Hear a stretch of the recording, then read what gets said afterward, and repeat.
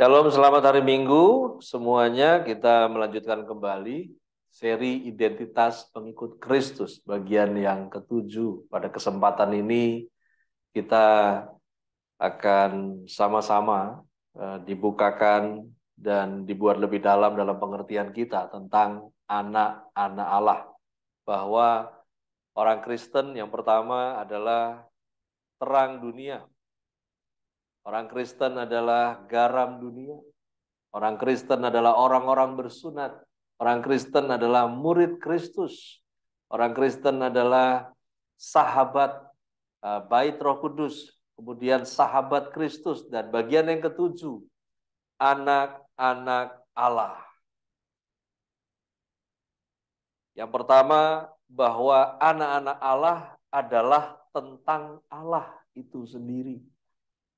Jadi pengikut Kristus adalah anak-anak Allah itu bukan tentang anak-anaknya, namun tentang Allahnya. Sungguhnya demikian.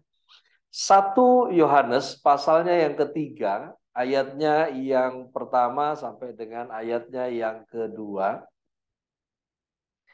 Lihatlah betapa besar kasihnya yang dikaruniakan Bapa kepada kita, sehingga kita disebut anak-anak Allah. Dan memang kita adalah anak-anak Allah. Karena itu dunia tidak mengenal kita. Sebab dunia tidak mengenal Dia. Saudara-saudaraku yang kekasih, sekarang kita adalah anak-anak Allah. Tetapi belum nyata apa keadaan kita kelak. Akan tetapi kita tahu bahwa apabila Kristus menyatakan dirinya, kita akan menjadi sama seperti Dia. Sebab kita akan melihat Dia dalam keadaannya yang sebenarnya. Sebutan anak-anak Allah adalah bukti penerimaannya. Di mana malaikat pun tidak diberi privilege tersebut. Sehingga disebut anak-anak Allah adalah bukti betapa besarnya kasih yang dikaruniakan Bapa kepada Anda dan saya. Namun dunia tidak pernah mengenal anak-anak Allah. Karena kita adalah anak-anak Allah, dunia tidak mengenal kita. Sebab dunia tidak mengenal Dia. Dalam hal ini bukan sekedar kenal tahu, tapi ini tentang mengerti selaras, perbedaan yang sangat jauh, pemahaman yang terbalik, segala hal yang berbeda. Karena memang sesungguhnya persahabatan dengan dunia menjadikan kita musuh Allah, demikian juga sebaliknya. Menjadi sama seperti Kristus. Sekarang kita adalah anak-anak Allah. Tetapi belum nyata apa keadaan kita kelak. Akan tetapi kita tahu, apabila Kristus menyatakan dirinya, kita akan menjadi sama seperti Dia. Sebab kita akan melihat Dia dalam keadaannya yang sebenarnya. Jadi ini sebuah penantian dalam kesimpulan bahwa endingnya adalah menjadi sama seperti Kristus. Ini dasar dari motto Oikumenia Fellowship Service. People is our mission, Christ is our destination. Karena Yesus datang untuk manusia. Dan manusia yang menerima kedatangannya berproses menjadi serupa seperti Kristus. Yang kedua mengenai anak-anak Allah. Anak-anak Allah oleh iman menjadi milik Kristus untuk menerima janjinya. Dan ini terkait dengan keselamatan. Ini bukan sekedar di level di mana urusan cuan, urusan kesehatan, ini lebih kepada segala sesuatu yang paling dibutuhkan manusia, keselamatan. Karena itu dari Galatia 3 ayat 26 sampai 29, sebab kamu semua adalah anak-anak Allah karena iman di dalam Yesus Kristus. Karena kamu semua yang dibaptis dalam Kristus telah mengenakan Kristus. Dalam hal ini tidak ada orang Yahudi atau orang Yunani. Tidak ada hamba atau orang merdeka. Tidak ada laki-laki atau perempuan. Karena kamu semua adalah satu di dalam Kristus Yesus.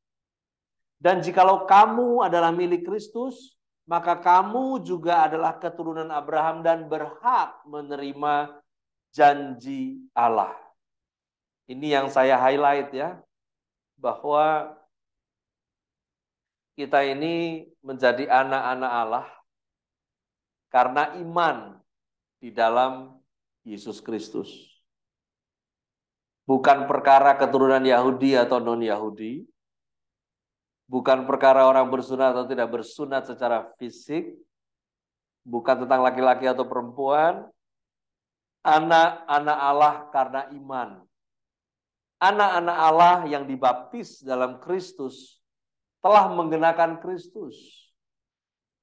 Dengan demikian, anak-anak Allah adalah kamu semua adalah satu di dalam Kristus Yesus.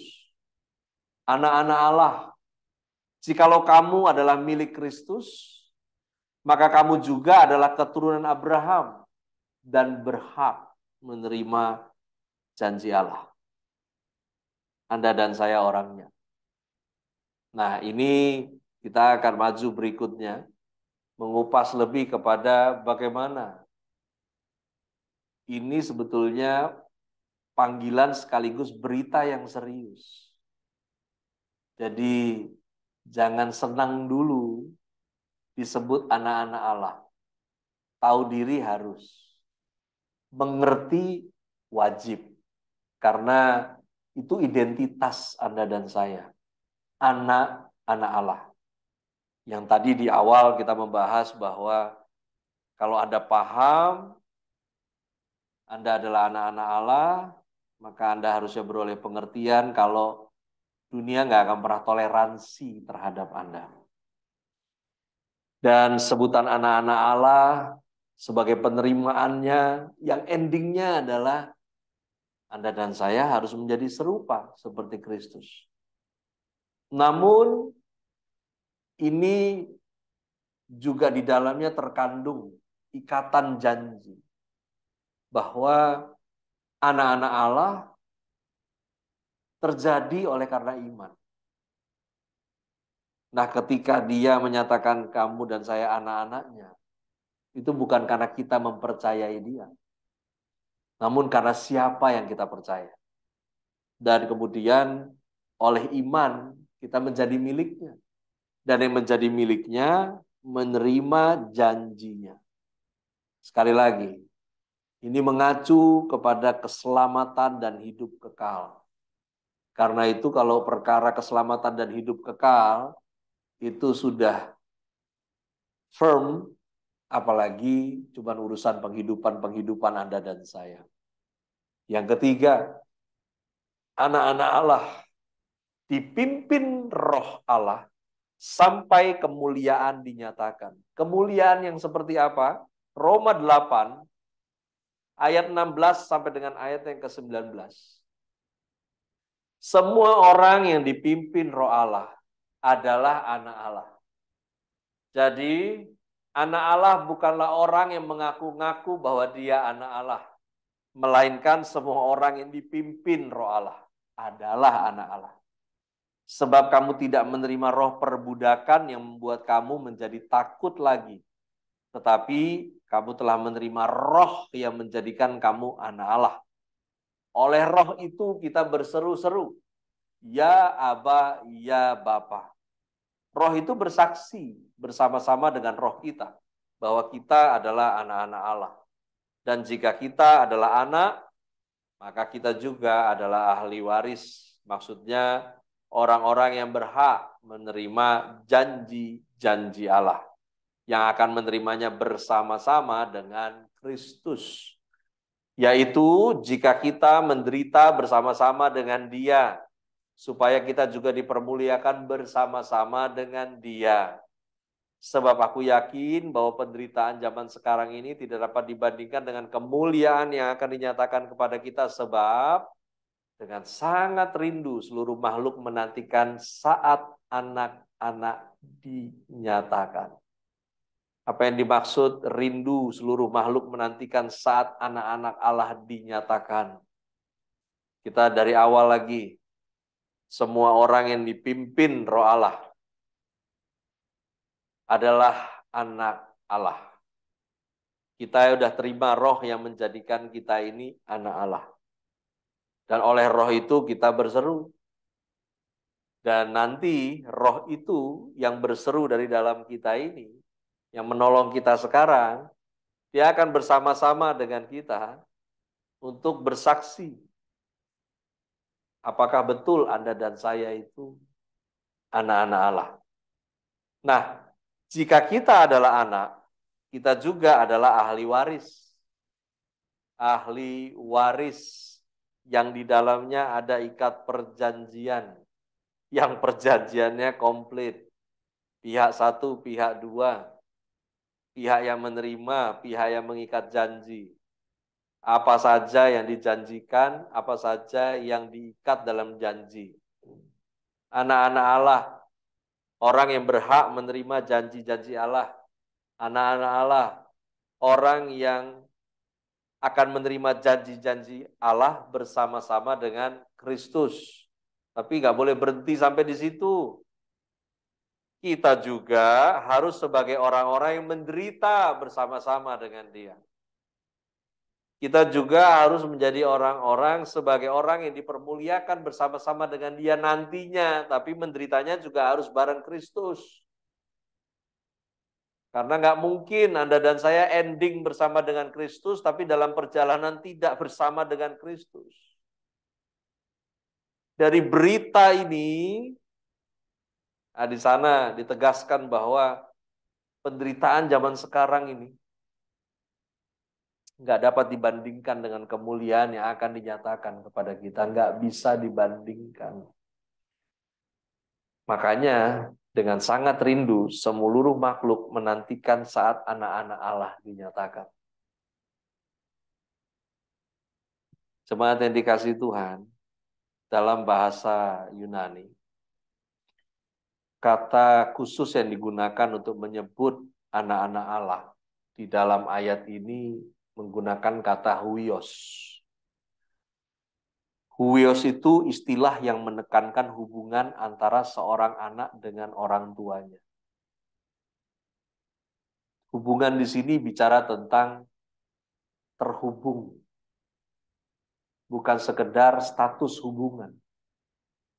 Di mana huios adalah istilah yang menggambarkan kodrat atau sifat orang tuanya yang memeteraikan warisan atau penggenapan janji.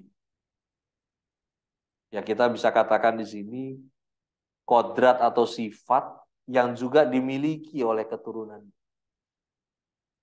Nah, karena itu segala yang Anda inginkan, yang sudah didoakan, yang nggak nyampe-nyampe sampai hari ini, yang kita sebut dengan pergumulan, sesungguhnya adalah momentum di mana Anda dan saya harusnya melatih keselarasan dengan Tuhan, karena Dia sudah menjawab doamu. Yang Anda dan saya harus lakukan adalah menjadi setuju dengan apa yang Dia jawab. Ini adalah proses menderita bersama dengan Kristus. Karena kepinginmu nggak nyampe, yang terbaik adalah kepinginnya Tuhan melalui hidupmu. Proses huios itu di situ. Di mana hal-hal yang tidak bisa kita ramalkan di depan. Yang unpredictable. Ini sebetulnya bukan masalah. Justru ini pintu gerbang Anda dan saya lihat mujizat. Lagi-lagi, menyikapinya dengan benar, itulah bagian dari penderitaan orang percaya. Kenapa Anda dan saya menderita? Karena kita harus korbankan logika kita. Kita harus korbankan nyamannya kita. Supaya Anda dan saya aman dalam perlindungannya. Itu prosesnya huios. Inilah kata anak-anak Allah yang digunakan di kitab Roma 8. Huios. Hari ini firman mengatakan oleh iman Anda dan saya anak-anak Allah. Dan Bapa menaruh rohnya di dalam Anda dan saya.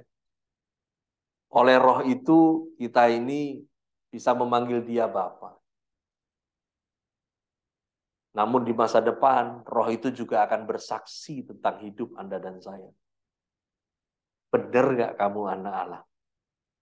Karena huios adalah status sah, bukan karena sekedar status quo, tetapi menjadi status sah karena hubungan yang terhubung, karena kodrat dan sifat yang turun.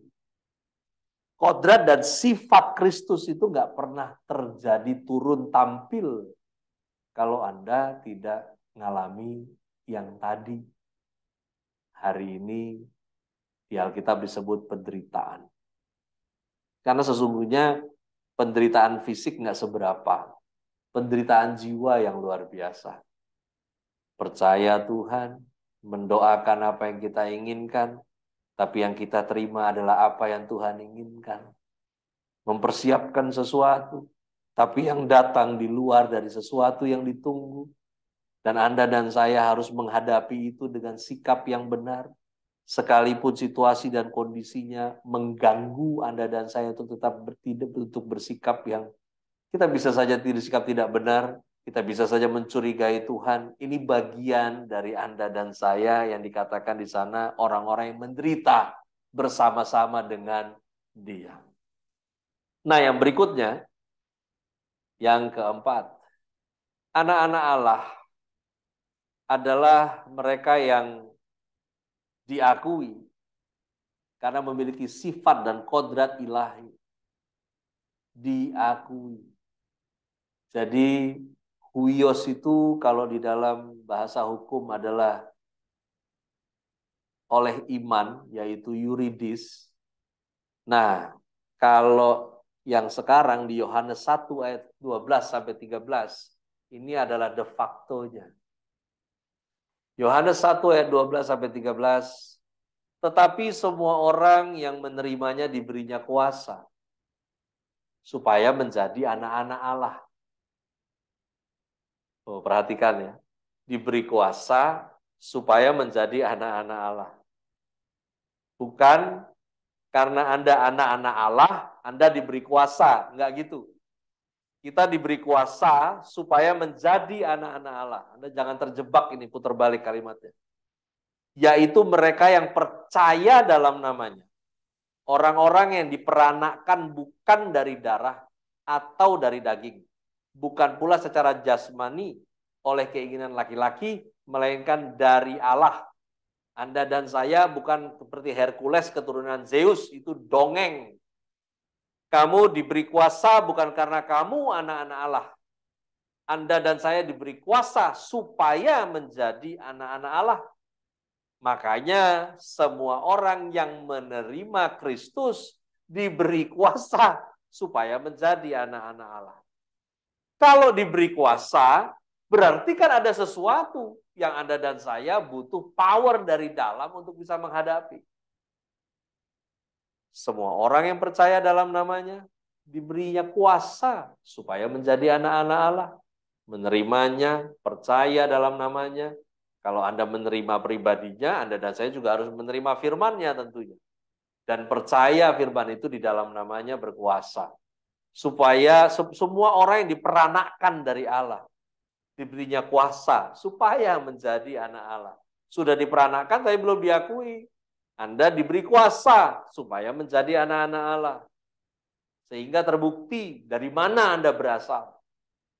Karena bagaimana kita menjalani hidup ini, menghadapi keadaan kita, di situ Anda diberi kuasa. Supaya endingnya Anda terbukti bahwa Anda anak-anak Allah. Kata anak-anak Allah dalam ayat ini menggunakan istilah teknon.